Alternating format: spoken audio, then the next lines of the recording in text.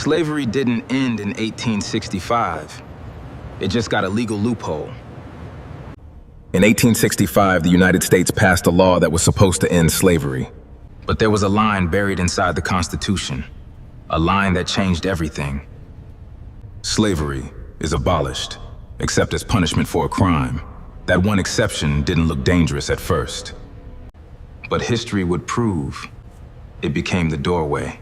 Freedom came with a loophole, and through that loophole, new systems were born. Black codes, vagrancy laws, arrests that seemed small on paper, but led to something much bigger, behind closed doors. Behind these gates, the silence holds more stories than the walls themselves. Stories of regret and the pursuit of truth.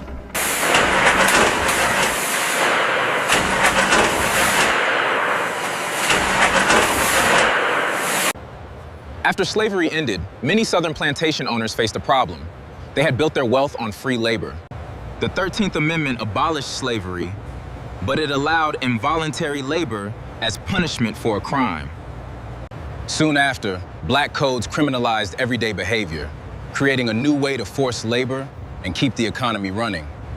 Today, the United States has one of the largest prison systems in the world, and inside it, slavery still exists.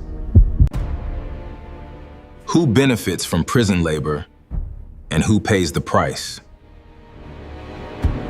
The question isn't just what the law says, it's how it's used, and who it continues to impact. The official term is rehabilitation, but critics see something else. A system that never fully separated justice from labor, work that keeps industries moving, but often pays cents on the dollar, or nothing at all. Not all chains were broken. Some were just renamed. Freedom arrived, but so did a new system. Black codes, vagrancy laws, small charges that carried heavy consequences.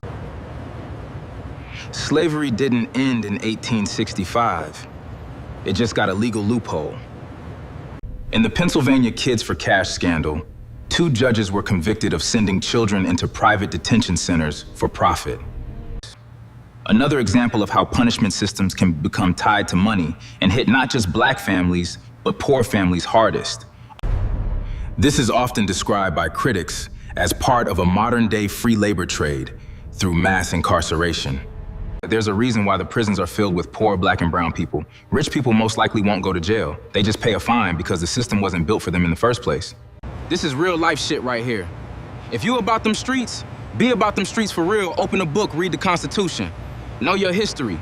To my community, to black families, single mothers, young men coming up in this system, I need you to understand something. This isn't just history on paper.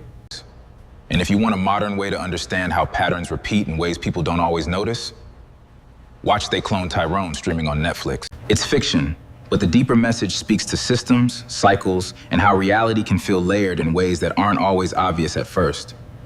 Now, I don't know what the rest of them mean by woke, but the definition of woke is to be alert and aware of your surroundings. Know how to protect yourself and your family. Now that's woke for real. Stay woke, my friend. Don't let your guard down, not ever.